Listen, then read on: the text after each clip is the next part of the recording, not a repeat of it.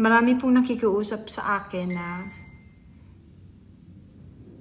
gusto nilang makakita ng puting engkanto at mga fairies. Ako po kasi ay ipinanganak na nakakakita ng fairies at mga engkanto, lamang lupa. Sila po ang mga naging kalaro ko nung ako'y bata pa.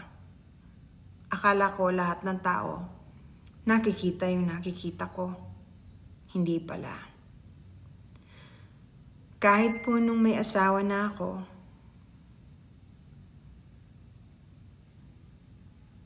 kung minsan, nagtataka yung mga anak ko kung sino yung kinakawayan ko kasi akala ko nakikita rin nila. Actually, ako lang po nakakita. Hindi po ganun kadali ang makakita ng mga engkanto. Makikita nyo lamang po sila kung wala kayong gift of sight, kung gusto nilang magpakita sa inyo. O kaya yung para kayo na malikmata, or at the corner of your eyes, yung bigla kayo napatingin, maaring mahagip ninyo sila, pero hindi niyo po sila makikita nang dahil gusto niyo lang silang makita. Meron po silang kapangyarihan na kaya nilang maging invisible.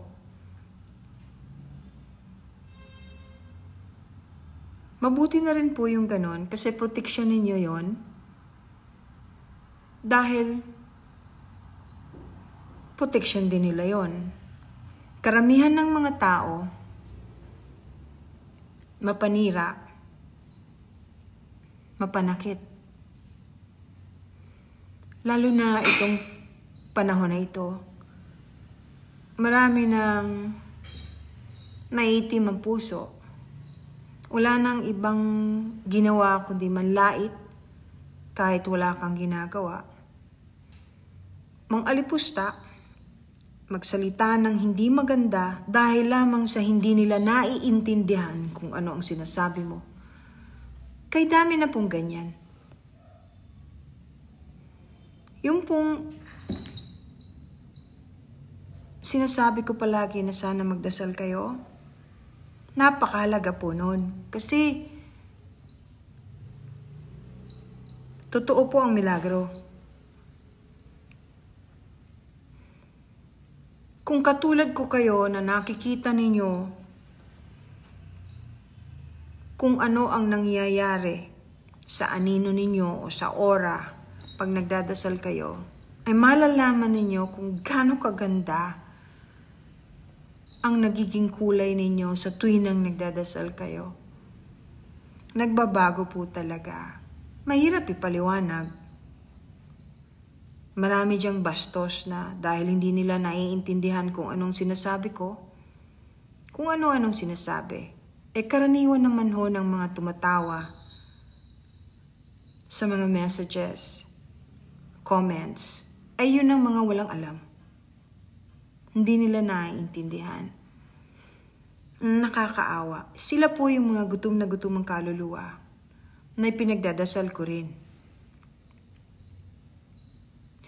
Ako po ay tutulong sa abot ng aking makakaya. Pero pag may nababasa rin po akong hindi maganda, kailangan maturuan ko rin ang leksyon kahit papano, kaya paminsan-minsan sumasagot ako.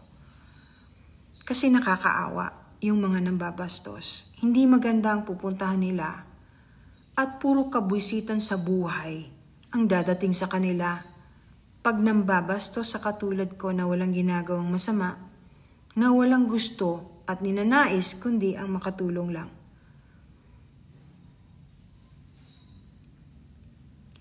Ngayon, yung mga naniniwala sa guardian angels, maiba tayo para masaya naman. Lahat po tayo may guardian angels. Lahat. Lahat ng nilalang ni Ama. Lahat. At mahal na mahal na mahal po tayo ng ating guardian angels. Natutuwa sila pag nagdadasal tayo. Sumasabay sila, hindi nyo lang alam. Kuminsan, pag ako po'y nagro-rosaryo, napapakinggan ko na parami ng parami ang sumasabay sa aking nagdadasal. Naririnig ko yon in my mind's eye, hindi po sa tainga. I hear it inside. Mahirap po ipaliwanag. Sana marinig nyo rin yung naririnig ko.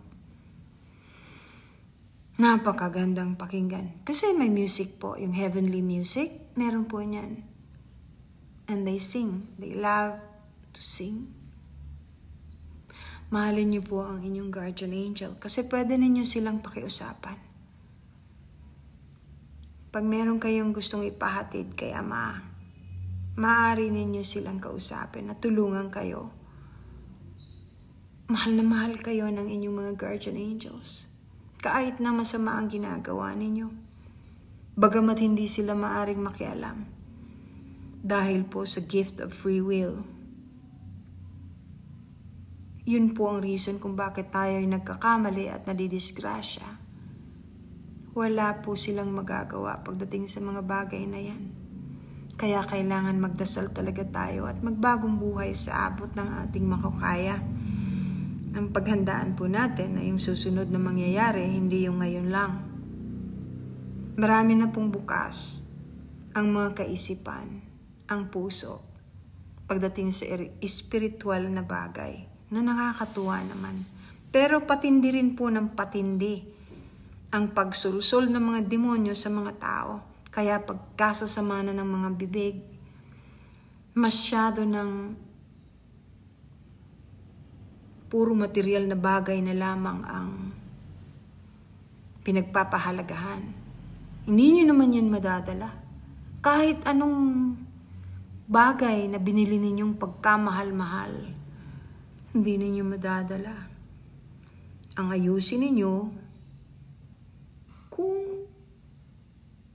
ano ang pwede ninyong sabihin pagkaharap nyo na siya para hindi naman nakakahiya. Yung guardian angel po natin, umiiyak yan pagka hindi niya magawa ng paraan at hindi natin sila pinakikinggan. Umiiyak po yan. Palagi yan nasa tabi natin.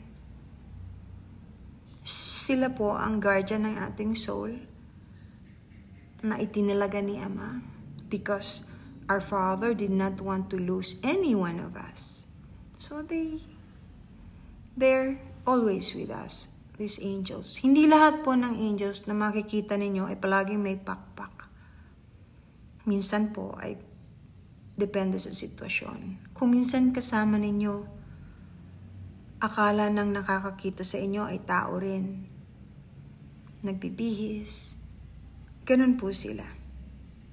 Yan, paalala ko lang po. Mag-thank you din tayo sa kanila. Tapos siya nga po pala, mag-iingat kayong lahat sa mga kung anong-anong ipinapahid ninyo sa inyong muka, sa inyong katawan. Kasi ang lahat po ng tao, of course, is made of flesh and blood. Naisingit ko lang ito. Kasi maraming naglalagay ng kung ano-ano sa muka o kaya mga lotion sa katawan. Alam nyo ba na yung pinapahid ninyo sa inyong muka, sa inyong katawan ay na-absorb ng skin at napupunta sa bloodstream. Umiikot po yan sa ating katawan. Yan po ang reason kung bakit ang mga kabataan ngayon ay palaging may hormonal imbalance na kaagad. Mababae, malalaki, or ang daling magkaroon ng menstruation, or ang bilis tumaba, or walang lahat po tayo may thyroid, babae o lalaki. Lahat ng pinapahid natin sa ating katawan, tandaan po ninyo, itatakol ko yung topic na yan soon. Basta mag-iingat kayong lahat. Pray palagi po. Tapos yung guardian angel ninyo, mag-thank you kayo. God bless everyone. I love you all.